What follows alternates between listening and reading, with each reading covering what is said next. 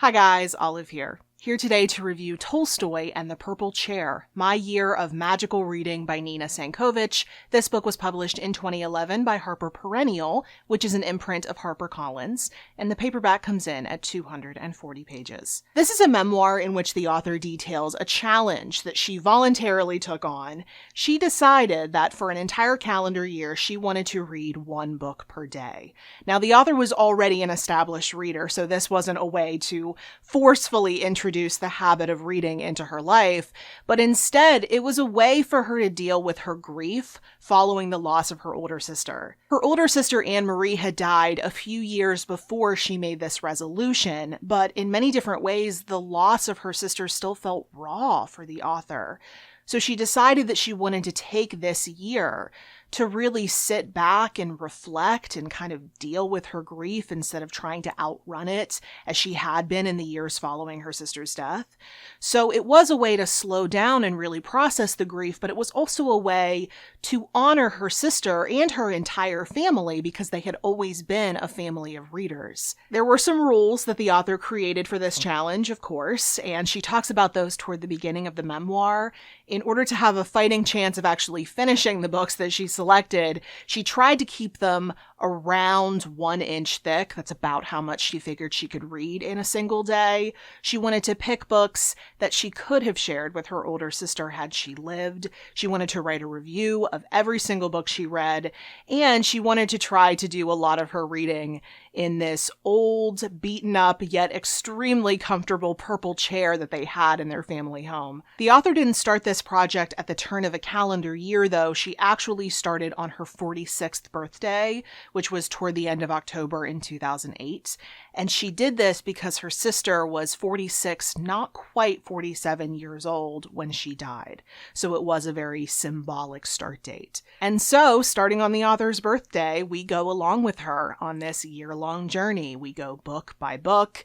That main thread of the story, the actual book reading, does move chronologically throughout the book, and we get to see all the different logistical concerns that go along with trying to fit in reading a book per day, especially because this author was a busy mother of 4 young sons. She couldn't exactly put her entire life on hold, tell her sons to stop needing their mother, tell her husband to stop needing his wife, as she worked on this project. So we get to see just how hard she worked to actually accomplish this, to fit the book reading into every single day. But interwoven into that central narrative are a lot of memories that the author is recalling and sharing with us. There are a lot of personal memories of hers. There are memories with her sister, of course, but there's also a lot of family history in here. She comes from a family of immigrants, so we get to hear about what their lives were like. And most of the time, as she's bringing these things to our attention, they some way relate back to one or more books' plot or themes. I should mention at this point that she does discuss some of the books that she took on during this calendar year. She does not discuss all of them in detail. She wouldn't have time to do that in a 240-page memoir, but the ones that she does choose to highlight, she gives a basic synopsis of each of those. I never thought she revealed too much. I never thought we veered into spoiler territory. It's more that she wants to give you the gist of what happens in that book so that she can tell you what she got out of it and tie it to the memories that she's choosing to share with us. But in addition to tying some of these books that she read throughout the year to her memories that she's chosen to share with us, she also talks about how she learned some really valuable life lessons through a good number of the books that she read throughout the year. And throughout this memoir, she also makes some general observations about books and reading and what all they give to us. It's very clear when you read this book that this author loves to read.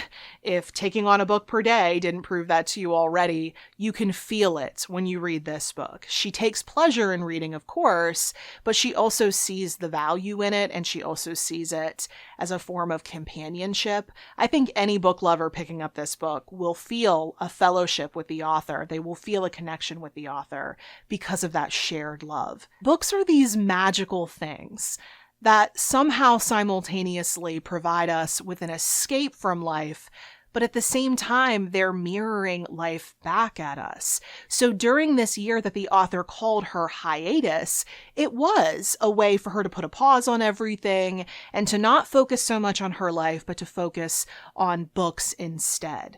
But what she found when she spent a year with these books was that instead of escaping from the world, she was actually getting a crash course on all of the different elements that make up a life, except all of this was communicated in someone else's words that she could wrap around herself like a warm blanket. On a personal note, it was really interesting picking up this book when I did, because at the time I'm filming this anyway, we're coming up on a year since the coronavirus pandemic got really serious here in the United States. So it was around this time last year that I started reading more than I ever had before. I obviously was already a reader. I have this book reviewing channel and have had it for quite a long time. But all of a sudden, I had all of this extra time. There was no more commuting. There was no more meeting up with friends. There were no more vacations. I could dedicate all of that time to reading. And this was also around the same time that I really started utilizing ebooks, which I can read a whole lot faster than a print book for a couple of different reasons that I won't go into here. But I found myself reading more than I ever felt capable of before. To be clear, I did not read a book per day over the past year. I did not read quite that much. The author and I don't share that number of books in common in a single calendar year. But I did feel a connection to this author and to this story in a way that I'm not sure I would have at any other point in my life. The author and I do share a love of books in common, of course. But she turned to books in a time of loss. And although the loss that I've been feeling over the past year has not been nearly as intense as the loss of a beloved sister, I have felt a type of a loss, the loss of the before, because who knows when or if normal is ever coming back. And so I shared that impulse in that time of loss to turn to books. Not to go on and on about how amazing books are, but they really are remarkable things. They're a retreat, but they're also a revelation. And turning to them in hard times is like visiting a well that never dries up. I personally can't even imagine a better companion for this author during this very difficult time in her life. Overall, I did really enjoy this book, again, because I felt that enhanced connection to it because of things that are going on in my life at present.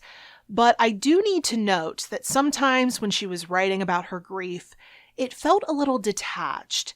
And I'm assuming that's a symptom of the fact that she wrote this book long enough after the loss of her sister, where the sharp edge of those emotions had been kind of worn down over time.